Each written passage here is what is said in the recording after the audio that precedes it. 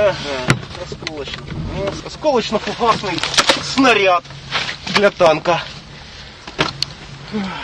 Ну, был взорван танк, его объезжала машина и перевернулась. То есть машину поставили на ноги, снаряды выпали.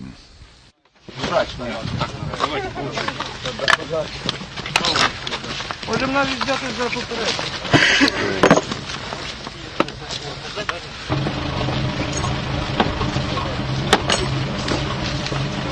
Силами 93-ї окремої механізованої бригади «Холодний Яр» було підбито оцей от танк окупантів, але було тільки підбито. Тоді місцеві приїхали і допалили його, тому що вся Україна зараз бореться проти окупантів. Підбили, до речі, подарунками від її величності британської королеви, так що передавайте нам такої движухи більше, і буде отаких танків підбитих набагато більше. Люди також просять, але поки що у нас немає можливості роздати кожному українцю по НЛОВу. Зараз ми візьмемо у них снаряди, ну хай не ображаються, ми їх повернемо потім. Не факт, що їм сподобається, ну їх же ж лідер казав, що нравиться, не нравиться. Хай терплять.